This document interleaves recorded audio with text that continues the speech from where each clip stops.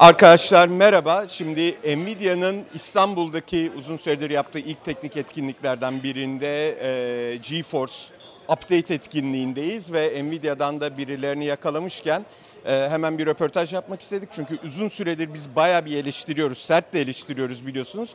Onlara söz hakkı vermemek, onlara cevap hakkı vermemek yanlış olurdu. O yüzden bu eleştirileri biraz da onlara söyleyeceğiz. Bakalım nasıl cevap verecekler. Hello. Hi. Hi. Hi Benjamin. Would you first tell us a little bit about yourself? What do you do? Yeah, sure. So my name is Berraondo. I look after the European public relations team at Nvidia. So I've worked at Nvidia for a long time now. I am coming up to my 11th year in the company, so Nice. I'm a long timer at the company. So I've been very critical about the new RTX series. My position is I'm happy with the Turing architecture. I think it's a right step towards the evolution of GPI.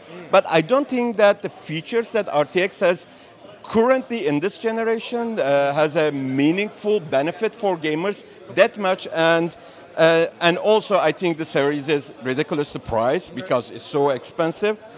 I think that if there were no price hike on this generation, I would be supporting it. But Right. we have some concerns because of that the GPUs are getting higher. So my first question is that first I would like to start with the market conditions. Okay. Let's say I'm a college student and I have a budget of $1,500, which is nice budget for let's say a college student because it's how many times like for Turkey it's like 8 months of minimum wage, so it's a good money. I study in the day and play in the evening, and I want to buy a laptop. What would be my option if I want to use an Nvidia GPU? So I think right now, and this is, it's hard for me to answer directly without knowing about the proper pricing in Turkey, so forgive me, I'm talking about general pricing. But I think you have a few options right now. For laptop, we recently introduced the new RTX series. Obviously, at this kind of budget, you're not looking at, say, a 2080 or 2070 Max-Q laptop. However, you should begin thinking about looking at some of the, say, some of the 10 series notebooks that are still available right now. There are some fantastic deals on some of the 10 series laptops available. And there are also RTX 2060 laptops that are now coming into the marketplace. I checked this morning. Only thing you can buy is 1050 for $1,500. Okay. So even 1060 is out of budget. Okay. And I think the problem here is that the 10 series are not getting any cheaper. Right. Don't you think that it's a problem that it's been more than 2 years for 10 series, but the prices are same, even for desktop and also notebooks? So I think there's two questions there. I think we're thinking about desktop and notebooks. Yes. I think for notebooks, it's probably it's a harder question for me to answer because for notebooks we think of the entire system as a whole, right? So you have to think about the pricing that goes into the screen, the CPU, the manufacture, the whole system, right? So that's probably more of a question for some of our partners or some of the OEMs that are producing the laptops.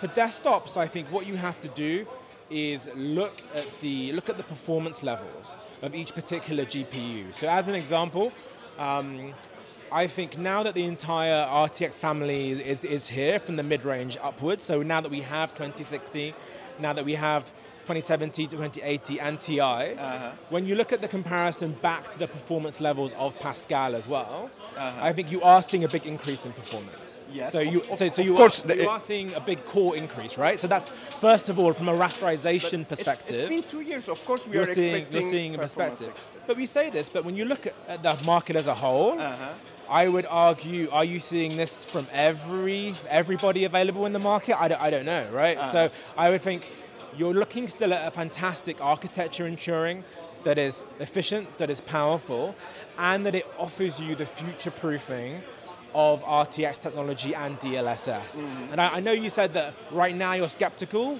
with what's available, and that's fair enough. So I would say, when you look at the content available, we're working very, very hard with all of our content partners to bring you content very, very quickly. I think when you have to understand, looking at it traditionally, from a perspective of say when DX10 was introduced, when DX9 was introduced, going further back even, when hardware transformer lightning was introduced as well. It took a while for these features to be available in games. And actually, when you look at how quickly Battlefield 5, for example, came to market after the Turing launch, it was actually a very, very quick introduction for a new piece of technology, and I think we have kept our promises and that we have continuously improved that. So now, for example, you have BF5 performance has increased dramatically since the very first introduction in beta, and also we announced that now DLSS is coming to Battlefield as well, and that will be coming very, very soon. I'm not allowed to give you a date just yet, but all I can say is it is coming extremely soon. We have Final Fantasy 15 that has DLSS. We've announced Metro that will be coming with RTX technology as well. We have Anthem coming with RTX technology as well. The games now are But arriving. they're coming, and it's been 6 months. And you talk about the like DirectX 9 and 10, the older milestones. When I look at those milestones, there was never a price hike. There was performance increase. I would look back. I would encourage you to go back and look at that again. And I don't believe. I believe there was an increase in pricing. So again, when you look at performance, and RTX 2060 is a great example of this, right? Yes. You have a GPU that in Turkey, the MSRP is 2,400 Turkish lira, right? Yes. And actually, what it's offering you is performance that is similar or better than a GTX 1070 Ti. Yes, but and right now, let me just interrupt you for a second. It's been more than 2 years. Right. GTX 1070 was released. Yes. So if I have bought a 1070 2 years ago, I would have been using it for 2 years. Yes. And right now, I will be getting near 2060 performance for like 99% of the games. Yeah. Although using it for 2 years, and I'm paying this money for this performance still at this time. So what I would say is, but so let's understand a bit about. So 1070 was a much better deal 2 years ago. No, 1070 Ti isn't 2 years old, right? It's actually 1 year old because it came out after 1070 is 2 years old, right? First of all, the 1070 you will be seeing an increase in perf. Better investment. It's been a great card for 2 years, but I do believe you are getting. But I would also argue the kind of user that has purchased a 1070 would probably be looking to upgrade to an RTX 2070 or even a 2080.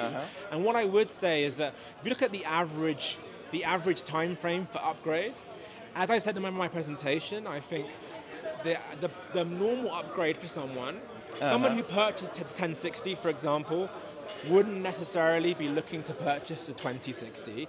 The kind of user that's buying that card would have been the kind of user that purchased a 960 or maybe even a 760, right? And in that respect, it's a massive, massive jump. So let's say that I have a 960, it's getting older, and I'm looking for an upgrade. Yes. Should I be looking for 2060? I believe so, yes. But it's $150 more expensive than that, because 960 was $200.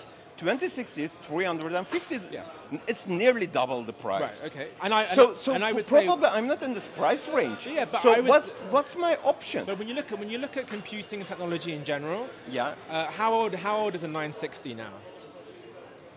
It's 3 years? More than that. Okay, it's like let's say 3.5. 4 years plus. It's 4 years plus old now. Yep. And but I would say when you look at market conditions, like you can't just say, I can't say to you, because I don't know. Let me have an example.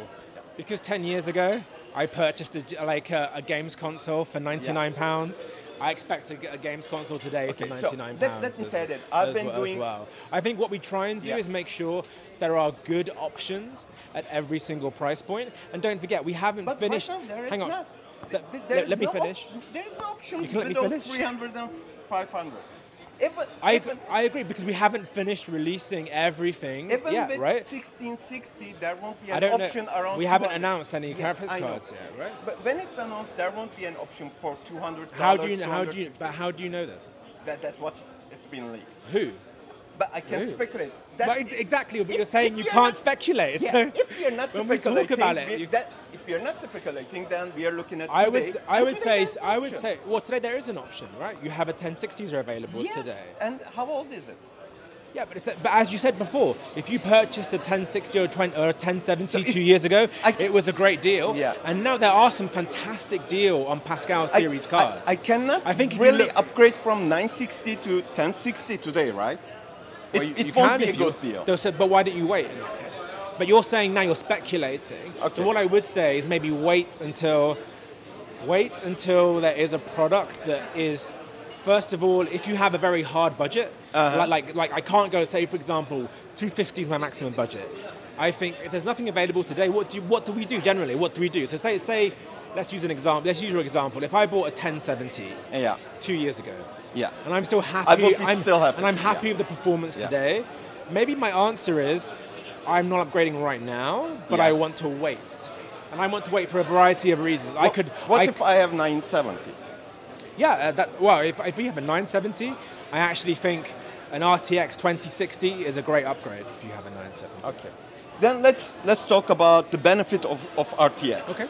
So it's been 6 months since it's been released, and the content is coming right now. Yes. But can you say, were there any benefit for users in the past 6 months? When the first RTX 2080 came out 6 months ago, if I bought it when it was available, did I have benefited in any way because of the RTX technology? Yes, because I think when you think about RTX, you have to think about the Turing architecture as a whole. Yes. So I think one of the things that I think some people forget is just how good these cards are for rasterization as well, right? These are still the best performing cards. But I'm talking about RTX technology. But RTX, as a whole, the technology is as a whole, right? And I would argue, if you're playing Battlefield 5, if you're playing Final Fantasy 15, you have seen a very, very compelling reason to have these RTX cards. I think already, and again, I can't speak for many, I can't give you dates, but very, very, very, very soon, we will be seeing Tomb Raider. Metro's released next Friday, right? So Metro, we know that Metro comes out next Friday. Anthem comes out officially. It's available for Origin Premier users next week. It's available for everyone else a week after that. So that's coming very soon as well. So I think you're seeing the games. Is there any other games coming this year other than those three? Yes. Because we've been talking about those three. But is there any you can say? Well, no, I can't say. You can't say that. I can't announce on my partner's behalf, but let me finish. So already today, we have spoken about lots more titles, right? We have Justice, we have Atomic Heart coming that we've announced today, right? We've spoken about these in past press conferences as well. I think going by how the games industry works, I think you will see more announcements coming later on this year. There are, I would say, big events that people announce lots of games at. Pretty obvious what I'm referring to. That I think E3. Maybe E3 could be a great example, right? Or I think GDC. Well, no, GDC is more for developers, right? So GDC, I think, is really interesting. I mean, one of the things we spoke about today was just how ingrained we are working with developers and working with the engine manufacturers. As we know, already RTX technology is seen in Frostbite, one of the major engines that's used across all EA titles. So think about the impact that has for development. Already we've spoken about how Epic are looking at integrating DXR and RTX into Unreal Engine as well. We spoke about Unity. But all of a sudden with Unreal, with Unity, you have a massive back selection of Of course there will be support. I have no question about it. My question is if this current generation is capable to create benefits. But I believe that... And I think we should have another discussion. I believe where are you going is right. All my questions about where are you right now. So one thing that I'm critical about RTX is how you market it. Because RTX is not ray tracing. RTX uses ray tracing. It utilizes ray tracing, but it's not ray traced rendering, which is totally different because. Well, that's not strictly true. When we think about it, it's using ray tracing in different formats. And we say that, right? We say it's hybrid. We say it's about hybrid rendering. It's hybrid. So the lighting, if we're doing ray traced reflections, the reflections are ray traced. Right? If we're doing shadows, the shadows are ray traced, so that it is ray traced. You talk about ray tracing. You keep talking about ray tracing. How great it is. There's no doubt ray tracing is something great, and one day when the games will be completely ray traced, it will be Hollywood quality. Right. But we are far from it. We are only able to utilize ray tracing inside rasterization technology. I would say in a hybrid way, as you said. So I would say it's very important that companies have to push the boundaries of what's available. Otherwise, what will happen? But my problem is you keep talking about ray tracing, how great it is. Then you say that there's RTX technology. For example, in demos, RTX on and off, RTX on. Correct. Is that ray tracing on and off? Because it is. You cannot, it is. You cannot really say ray tracing because you can, because it's ray traced reflections. Ray traced reflections, right? on Which is ray tracing, right? How do we make the reflections? For example, but no, you tell me. How do we make the reflections? You are keep using shadings when talking about shadows, right? But actually, all the RTX games are using rasterization for shading. Shading and shadows are not the same thing. For shading shading is done by rasterization. For textures, correct. Shading means for texturing. Well, no, it depends what you're talking about. If you're talking about shadows, I haven't seen any RTX demo with ray trace. No, shadows, yes, but the textures, no. Right. Okay. No. But it's about it's about picking. A confusion on the gamer side. What is ray tracing? I don't think it. Well, I think it's kind of intentional. But I think this is super important for you guys, like for the media, to explain what ray tracing is. And I think when I look at the explanations, I would say, people, you have to explain what ray tracing is. And I think it's super important that companies have to push the boundaries in order to get to a completely ray traced future, right? I think we've been very, very honest and clear about this. That when you look at Hollywood, and Hollywood is obviously in an ideal world, what you want is we want to get to CGI level of graphics in real time. Yeah. Will that happen if we just do rasterization? Let me ask you that question. If we stick with rasterization, will that happen? You know, rasterization came lots of ways, yeah, and we don't know where it will be going. But just answer. Keep getting but better. Please, tell me your opinion. Do you think if we stayed just with rasterization, would we ever get to Hollywood level of graphics? I think the question should be which one will be fastest to reach CGI quality. I didn't ask that question, but I'm asking you personally. Do you think we will get there with rasterization? You can achieve it. Do you think? You can achieve it. I don't know which one will be when you think of the limitations that you have, the silicon architecture limitations, how will you get the performance to get to photorealistic rasterization? Do you think it will be available? Yeah, you can. But you can't now. You can't. Not now. But how? It's a process, just like ray tracing. But I think ray tracing. You can argue that because ray Hollywood is faster to reach there. Yeah, because it's Hollywood, a better way to reach there. It's a better way to agree, reach it. But yeah. you cannot say rasterization. But I think because it's a better way to reach there, and because it's being used by Hollywood, this is important, right? We have to make sure that we're using things that are. In Hollywood, it's not real time now. Right now on the market. But what we're doing right now with reflections and with shadows or with global illumination, this is real time. It's being done in real time. Let's clear that. For example, it's being done in real time. It's a good opportunity to explain to gamers what it is.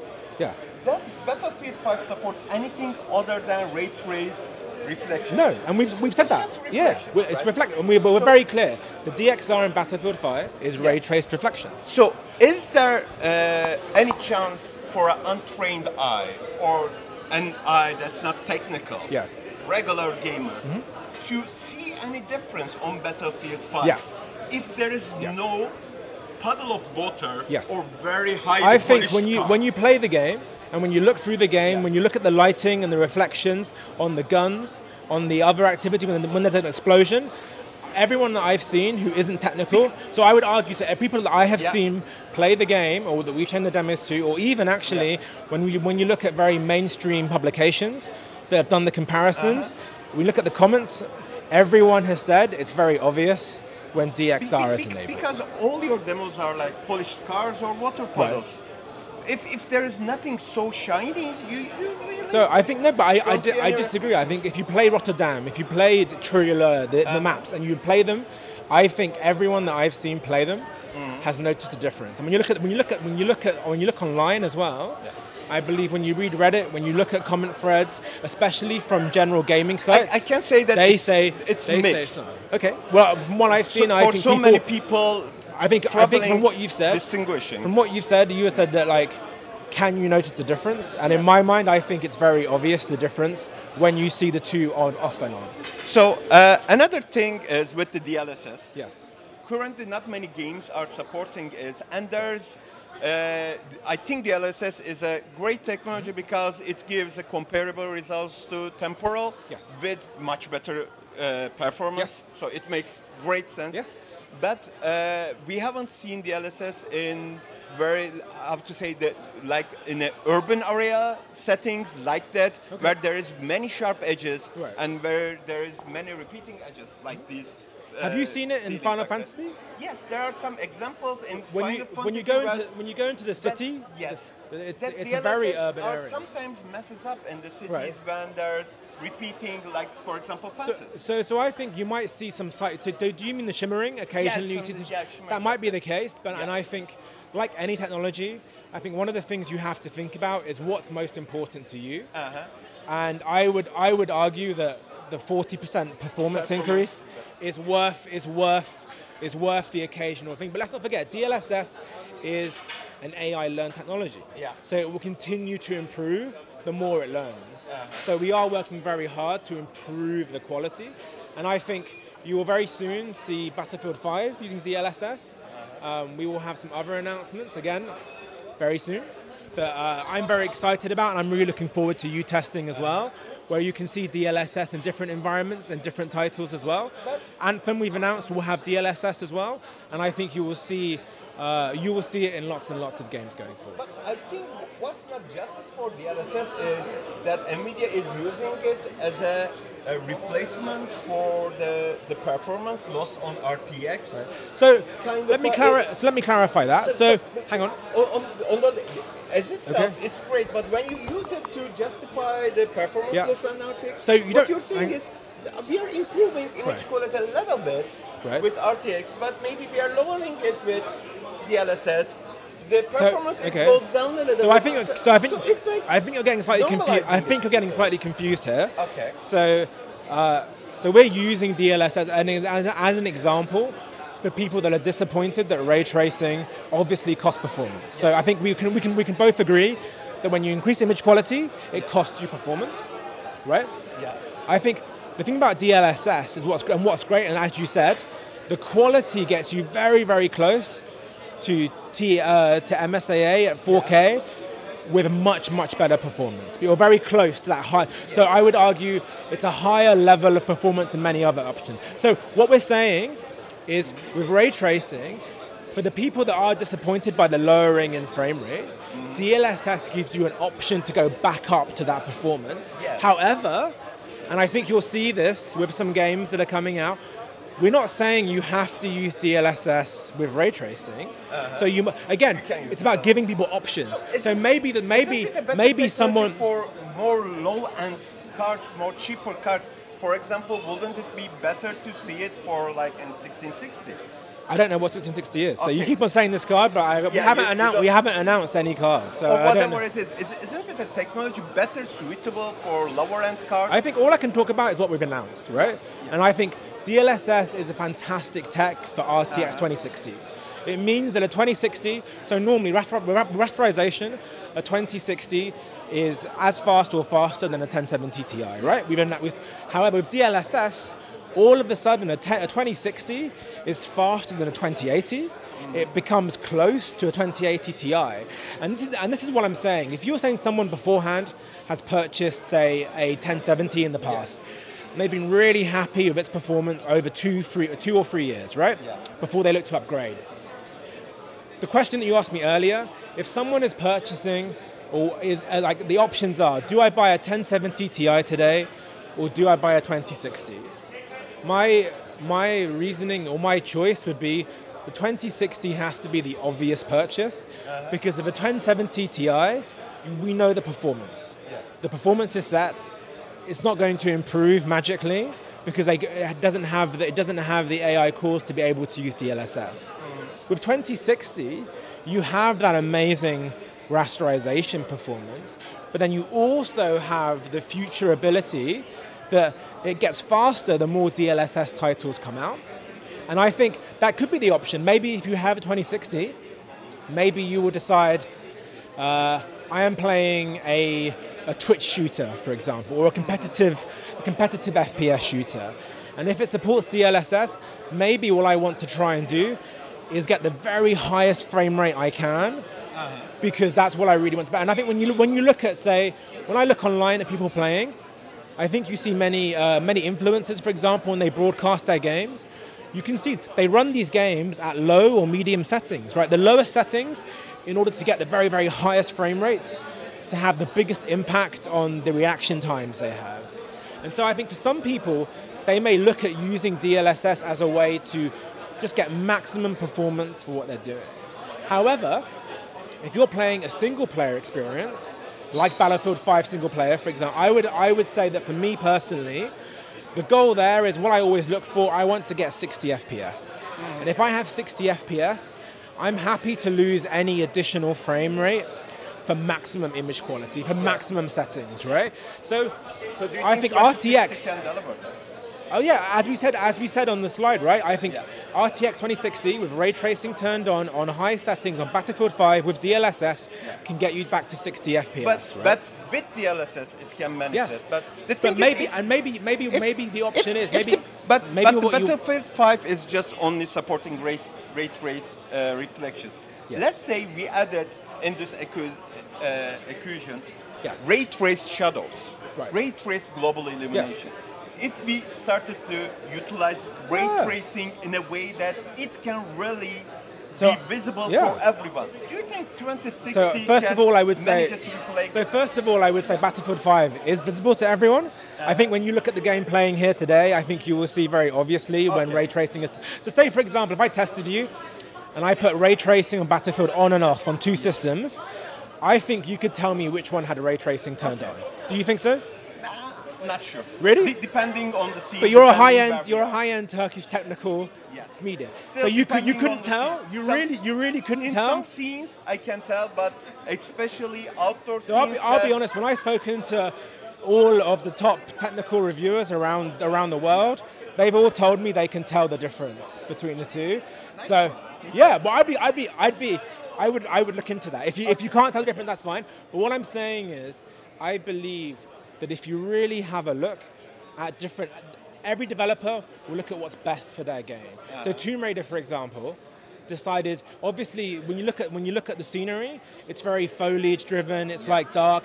Reflections isn't the best thing to use there, right? So they don't have reflections. Right? No, and we said that they use shadow. They do ray trace shadows. And what it's about picking the best ones. Whereas, like, say, if you look at, say, Metro use a combination of different techniques, right? Okay. And they'll be talking more about. So actually, they'll be talking more about that in the next week, in the run up to launch. I think. They use global illumination. Do they use global illumination and reflections? Yes. So all I'd say is. They use all three. So what I will say is, you will receive a review copy of Metro very, very soon. Did. You've got it? Yeah. Have you begun testing it? I'm under embargo, so I cannot talk about it. But speculate with me.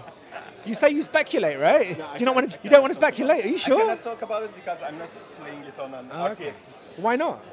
Because I don't have an RTX system. Oh well, first of all, we should solve that. We should solve that. ATSLI system. Well, we should solve that and get you an RTX system first of all. Yeah.